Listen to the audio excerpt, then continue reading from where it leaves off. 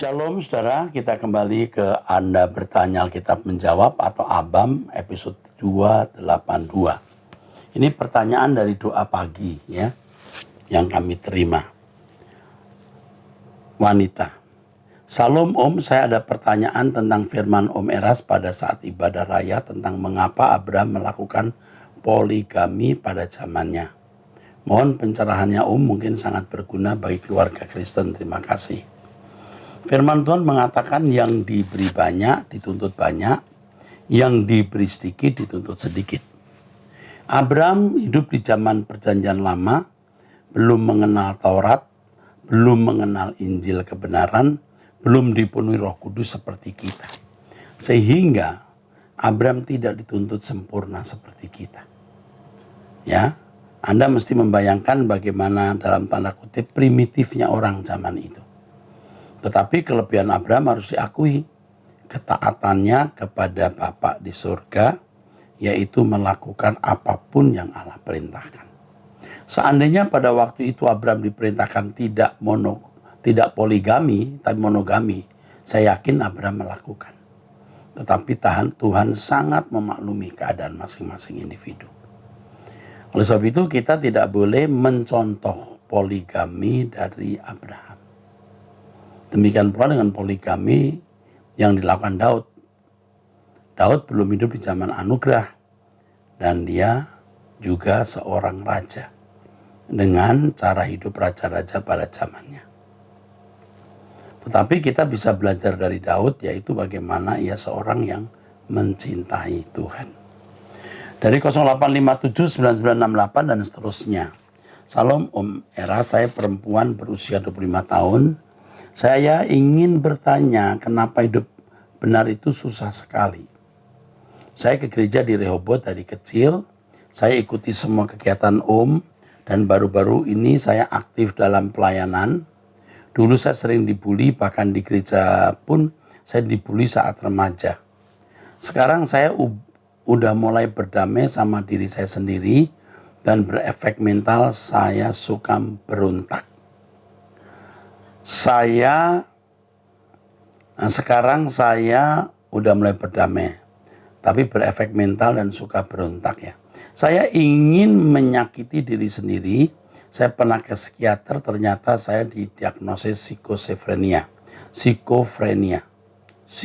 skizofrenia. Saya nggak kaget sama sekali karena saya sudah lama merasakan ada yang tidak normal dalam diri saya. Jujur sekarang saya sudah tak mau lagi konsumsi obat karena saya rasa percuma. Di rumah saya merasa tertekan batin juga karena sering ada keributan, terutama mama saya yang selalu mengeluh keuangan. Saya selalu bantu keuangan mama, contohnya saat saya kuliah, saya bantu bayar kuliah sendiri dengan bekerja dan usaha kecil-kecilan. Sekarang saya sudah selesai kuliah walau saya belum dapat pekerjaan. Saya usahakan bantu lunasin utang-utang mama dan perekonomian rumah. Contoh bayar listrik, BPJS dan lain-lain. Tapi mama terus ngeluh dan merasa tidak ada yang bantu dia. Memang di rumahku mama yang cari uang, abangku belum kerja. Papaku sejak aku SMP juga tidak bekerja lagi.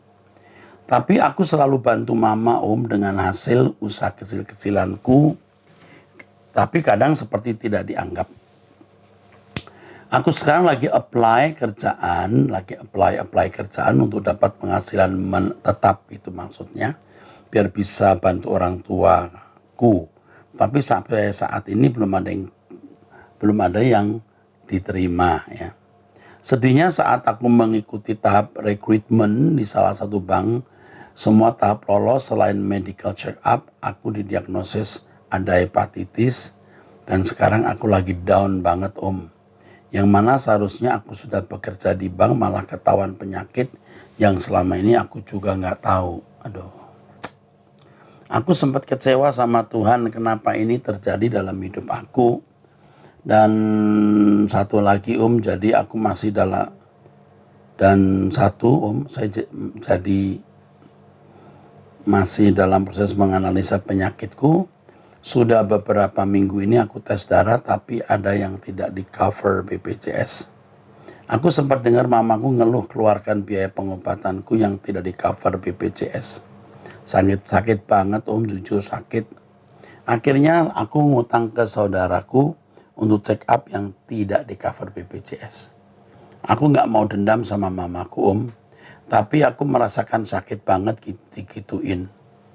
Aku tahu mamaku lagi sulit keuangan, tapi aku ini kan anaknya dan lagi butuh pengobatan. Kenapa dia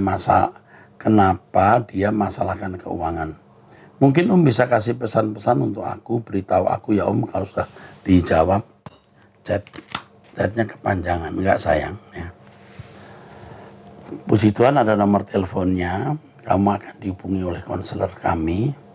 Apalagi ini orang Rehoboth, berarti saya sebagai bapak rohanimu akan ikut mendampingimu dan memikul bebanmu walaupun saya tidak langsung di sampingmu, tetapi ada orang-orang saya akan mendampingi kamu.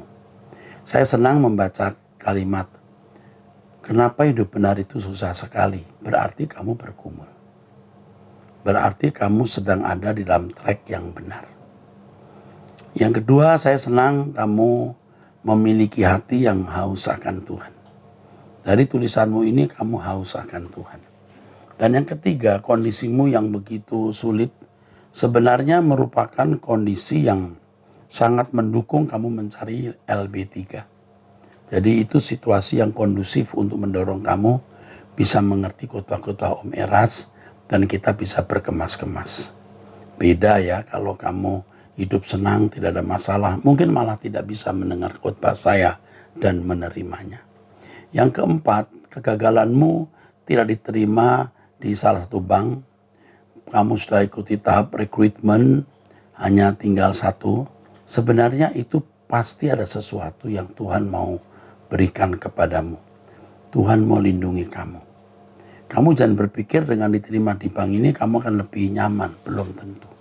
Kamu tidak tahu bahaya apa yang ada di dalam pekerjaan ini sekarang ini. Jadi kamu jangan marah kepada Tuhan.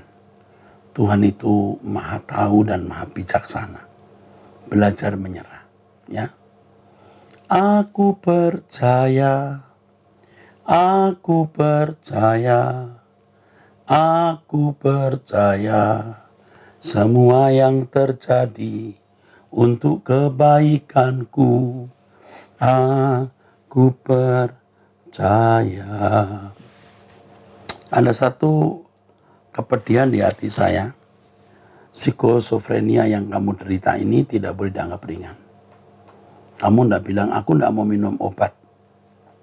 Ada orang yang bisa sembuh lewat tahap-tahap tertentu tidak minum obat. Tetapi obat itu tidak salah. Ya, masalahmu berat nak. Tetapi kamu adalah keluarga Rehoboth karena kamu gereja di Rehoboth kecil. Nanti pasti akan dihubungi oleh tante-tante yang sangat baik, sangat mengasihi Tuhan. Dan kamu akan dibimbing ya. Oke. Nanti kamu akan tahu bahwa ternyata kau masih punya keluarga. Ya. Kau masih punya bapak rohani, Pak Erastus. Dan suatu hari pasti kamu akan ketemu saya nanti. Tolong dicatat nomor ini untuk segera dihubungi. Jika mungkin hari ini. 0812 5847 dan seterusnya. Salam Pak Eras, apakah merokok itu dosa? Soalnya di lingkungan saya aktivis majelis gereja bahkan pendeta banyak yang merokok. Dosa itu apa? Ya, itu dulu. Dosa itu meleset, tidak kena sasaran. Dosa bukan hanya hal-hal yang melanggar moral secara umum, tapi segala sesuatu yang tidak sesuai dengan pikiran perasaan Allah, tidak sesuai dengan kehendak, yang tidak sesuai dengan usia rohani seseorang itu bisa dosa atau meleset. Ya. Kalau seorang anak kecil ngompol tidak salah kan? Bahkan malah pipis di depan pintu. Tidak salah. Ya karena masih umur 2-3 tahun. Coba kalau umur 15 tahun. dia pipis di depan pintu. Pasti salah. Kalau orang Kristen baru masih duniawi, merokok, mungkin Tuhan juga tidak tuntut dia tidak merokok. Tapi kalau seorang yang mesti jadi teladan, memancarkan kehidupan Yesus, itu jadi masalah. Kira-kira kalau Yesus hidup pada zaman sekarang merokok enggak? Yang kedua, apakah merokok itu memuliakan Tuhan? Jangan kamu berkata, Pak, tapi di Alkitab tidak ada kalimat dilarang merokok. Alkitab memang bukan tembok pom bensin. Dilarang merokok. Tetapi apakah dengan merokok kita memuliakan Tuhan? Yang ada kita membuang uang. Firman Tuhan mengatakan, kenapa kamu membelanjakan uang yang tidak berguna untuk dirimu? Yang kedua, saudaraku sekalian, rokok itu jelas mengandung unsur yang merugikan tubuh kita. Nikotin lebih baik atau seharusnya tidak. Lalu dosa enggak? Kamu bisa menjawab sendiri sekarang. Oke? Jangan lihat manusia, karena Tuhan mengendaki kita meneladani Yesus dan orang yang layak diteladani. Jadi tidak ada kewajiban kita mencontoh pendeta, karena tidak semua pendeta seperti Yesus. Tapi kita wajib meneladani Yesus dan orang-orang yang memang dipertemukan dengan kamu untuk bisa menjadi teladan. Memang mestinya pendeta majelis jadi teladan. Tapi kalau tidak, ya kita tidak perlu mencontoh. Pasti Tuhan akan menunjukkan kepadamu orang yang bisa dicontoh. Ya, Tuhan Yesus memberkati. Oke. 0877 702 dan seterusnya. Salam Pak Eras, tadi pagi tanggal 2 saya dengar doa pastor buat saya tidak sejahtera. Kenapa pastor berdoa seperti orang putus asa? Seolah-olah sudah ingin cepat pulang dan menyerahkan suara kebenaran kepada orang lain. Ingat pastor, kehidupan seseorang itu Bapa di surga sudah atur. Pastor punya tugas belum selesai. Kalau Bapak di surga menginginkan pastor pulang, tidak mungkin pastor sembuh dari COVID. Sudah pastor fokus saja pada apa yang Bapak masih inginkan. Tetap semangat dan selalu sehat-sehat. Amin. Terima kasih ya. Saya mengesankan bahwa saya rindu pulang itu bukan hanya kali ini. Sudah sejak 3 tahun yang lalu saya sudah rindu pulang. Tapi bukan putus asa. Seperti orang putus asa, tapi tidak putus asa. Paulus mengatakan begini, kalau aku disuruh memilih mati atau hidup, aku pilih mati. Aku ingin bersama dengan Tuhan. Ya. Aku menantikan Tuhan memanggil aku pulang. Itu bukan putus asa loh saudara. Ya. Kerinduan untuk pulang. Itu yang pertama. Yang kedua, memang saya bisa meninggal setiap saat. Dan tanggung jawab saya itu begitu besar. Dengan mengutarakan hal itu, saya berharap orang-orang mempersiapkan diri untuk menggantikan saya. Jangan nunggu saya nanti kurang 2 minggu mati baru persiapan. Atau kurang setahun baru persiapan. Tidak bisa, jadi jauh-jauh hari harus sudah persiapan. Ya, harus sudah persiapan. Jadi saya harus mengesankan bahwa saya tidak lama hidup. Walaupun kenyataannya saya masih lama. Tapi juga tidak tahu. Apa buktinya bahwa saya tidak putus asa? Saya tiap hari itu selalu olahraga 1 jam. Jalan. Nanti kadang-kadang sepeda statis, udah jalan kaki. Kalau kurang 1 jam saya sepeda statis lagi. Dan saya sudah serius sebenarnya makan itu. Tidak boleh makan yang tidak perlu, tiap hari cek gula darah dan lain-lain. Itu berarti bukan saya mau meninggal buru-buru. Tetapi saya bisa meninggal buru-buru. Tugas saya jelas belum selesai. Tetapi siapa sih yang tahu kalau tugas kita belum atau sudah? Oh, belum selesai Pak Eras. Kalau Tuhan sudah bilang sudah, sebab harus digantikan. Kita kan tidak tahu ya. Bapak di surga menginginkan pastor pulang, tidak mau. Kalau Bapak di surga memungkinkan pastor pulang, tidak mungkin pastor sembuh dari COVID ya. Saya sembuh dari COVID karena saya bertobat. Kalau saya tidak bertobat mungkin juga sembuh juga, tapi lebih rusak. Jadi ketika saya sakit, saya bertobat, saya dibuat sembuh. Supaya saya menyampaikan pesan-pesan Tuhan yang saya terima selama 15 hari itu. Itu maksudnya. Makanya begitu saya sembuh 1 minggu sudah khotbah. Saya sebenarnya dilarang khotbah. Tapi saya bilang saya harus menyampaikan pesan Tuhan yang saya terima pada waktu 15 hari. Ya. Sudah pastor, fokus saja pada apa yang Bapak masih inginkan. Oh, puji Tuhan. Itulah sebabnya tiap hari jam 5 saya bangun untuk tahu apa yang Bapak inginkan. Belum lagi kalau saya doa pribadi. Jam 3, ya, jam 2 kadang-kadang. Karena saya fokus kepada Bapak inginkan. Di sini ada sound system yang bagus, sekarang saya bongkar, saya buang. Tidak ada tontonan lagi. Saya buang tontonan, tidak ada film-film kecuali memang ada yang patut ditonton. Saya dulu punya banyak film nih, Blu-ray. Tapi semua habis, semua saya berikan ke orang. Jumlahnya bisa ratusan loh. Saya punya koleksi vinil, Beringan Hitam, itu ribuan. Sudah saya buang semua, itu sudah saya buang sejak beberapa tahun lalu. Makanya saya fokus saja. Ya. Kalau dulu saya masih ada usaha ini, usaha itu, sekarang hanya keluarga saya, istri, anak-anak saya yang cari uang, saya full. Karena saya fokus saja kepada apa yang Bapak inginkan. Ya. Oke, jadi sejahteralah ya bro. Tadi pagi saya dengar doa pastor buat saya tidak sejahtera. Sejahteralah ya.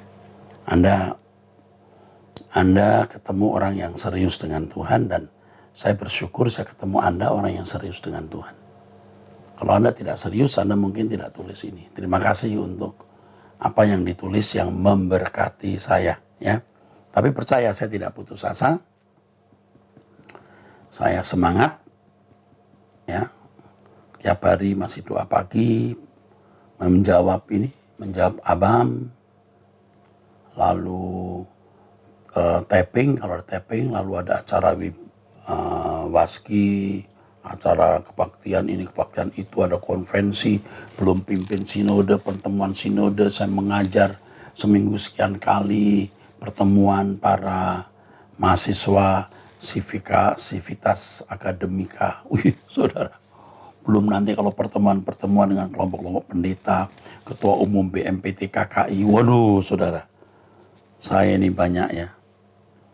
Masih banyak ya tugas yang belum selesai. Tapi selesai tidak selesainya itu Tuhan yang tahu. Ya, oke. Terima kasih. 08524983. Saya NN laki-laki umur 34 tahun, sudah berumah tangga dan punya 3 anak.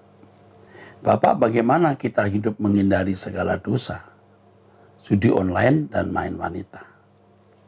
Saya merasakan apa yang saya lakukan salah dan menyesal. Akan tapi ada uang, saya mulai main judi lagi, mulai main wanita lagi. Bisa berhenti ya kalau sudah habis semua uang. Bapak, saya mohon bantuannya, apa yang bisa saya lakukan? Yang pertama harus menguatkan tekad meninggalkan semua ini. Nah, pertanyaannya bagaimana punya tekad yang kuat? Ya.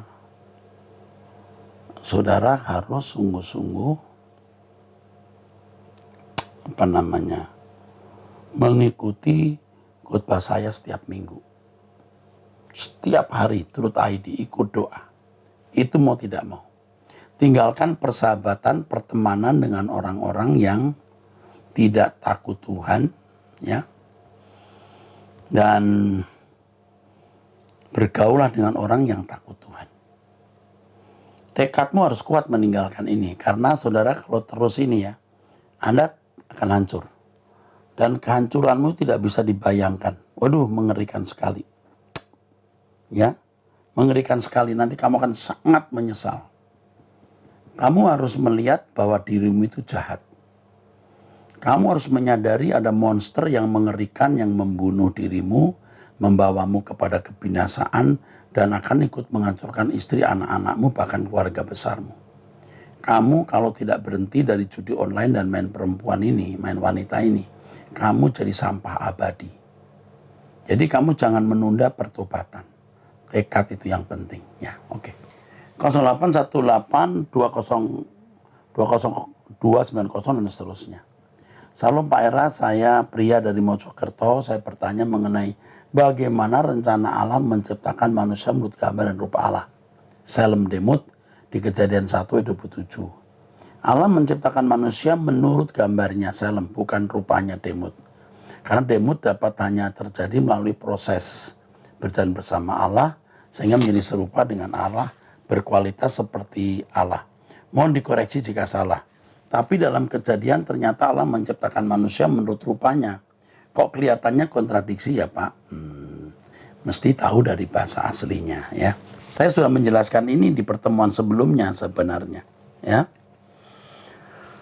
Ini sebenarnya sudah menjadi pertanyaan beberapa kali dan memang teolog-teolog pun juga memperkarakan ya. Tapi bagaimana ya? Perlu dijelaskan juga ya, baik ya. Kita harus melihat ini dari terjemahan aslinya.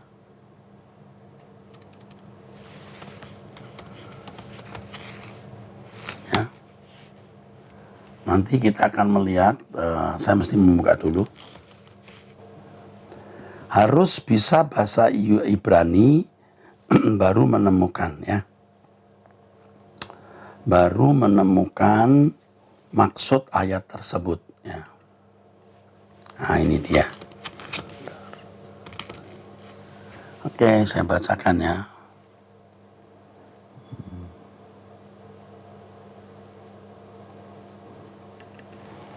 Oke, Kejadian pasal berapa? 5 ayat 1 ya. Go to Genesis chapter 5 verse 1. Ini sudah berkali-kali orang tanya ini. Ini kalau dalam bahasa Indonesianya, saya baca dulu dari sini. Dulu jadi bahan perdebatan hebat ini. Tapi kalau dulu saya pernah juga bingung, apa ini artinya ini? Ya. Kejadian pasal berapa tadi? 5 ayat 1. Inilah keturunan Adam pada waktu manusia diciptakan oleh Allah, dibuatnyalah mereka menurut rupa Allah. Wah, mari kita lihat ya. Di situ kita menemukan ada kata diciptakan ya.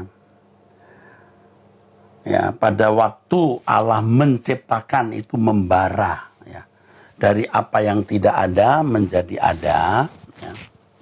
Allah membuat mereka ya. Allah membuat mereka dalam teks ini. Allah membuat Demut mereka. Jadi ini di sini mit. Di sini ada kata yang luar biasa saudaraku sekalian. Katanya itu adalah asah. Allah mengasah rupa mereka. Tidak membara. Yang dibara itu pikiran dan perasaannya. Yang diasah itu rupanya. Loh, Pak, tapi katanya rupanya manusia. Nah, dengar baik-baik. Yang dibara itu dari tidak ada menjadi ada, idenya. Ya, idenya. Tetapi rupanya itu tidak dibara. Dibara itu diciptakan dari tidak ada menjadi ada. Itu idenya. Tetapi rupanya diasah, bukan dibara. Rupanya di dalam membentuk rupa itu, manusia tidak bisa sendiri. Allah membentuk. Ya, Allah tidak membara. Kalau membara dengan sendirinya ada. Tetapi Allah harus membentuk. Sehingga manusia harus ikut memberikan respon terhadap pembentukan rupa tersebut. Makanya saudaraku, kalau saudara mendengarkan khotbah saya, saudara akan tahu bahwa pohon pengetahuan yang baik dan jahat itu bukan pohon secara fisik, itu figuratif. Pohon pengetahuan yang baik dan jahat itu figuratif dari filosofi atau bukan kebenaran yang tentu tidak bersumber pada Allah. Sedangkan pohon kehidupan itu bersumber pada Allah. Nah, kalau saudara mengikuti pemberitaan firman Tuhan pada tanggal berapa ya? 7 September 2021 di penjelasan mengenai mempersiapkan jalan Tuhan, ya, Roh Kudus itu sudah menuntun manusia sejak di Taman Eden. Tetapi rupanya manusia tidak menuruti pimpinan roh. Manusia lebih mendengar suara dari sumber lain sehingga gagal mencapai rupa tersebut. Sehingga manusia gagal mencapai rupa tersebut. Ya. Nah, tetapi Allah luar biasa. Adam dan Hawa jatuh, tetapi keturunannya masih dipimpin roh. Nah, ini di Kejadian pasal 5 ini. Kalau kita, maksud saya, Kejadian pasal 6, kalau saudara membaca, firman Tuhan mengatakan ya, rohku tidak akan selama-lamanya tinggal dalam manusia. Karena manusia itu ada daging, tapi umurnya hanya akan 120 tahun saja. Tapi roh Allah masih memimpin keturunan Adam dan Hawa, dalam hal ini Set. Yang disebut anak-anak Allah itu adalah orang yang dipimpin roh Allah. Seperti dalam Roma pasal 8, yang dipimpin roh Allah adalah anak Allah. Jadi kalau kita di sini menemukan ada kata anak-anak Allah, anak-anak manusia, anak-anak Allah itu keturunan Set yang dipimpin Roh Kudus, anak manusia itu keturunan Kain yang tidak dipimpin Roh Kudus. Jadi Roh Kudus masih menuntun. Nanti saudara mengikuti pelajaran tanggal hari Selasa 7 September 2021 saya menjelaskan soal ini.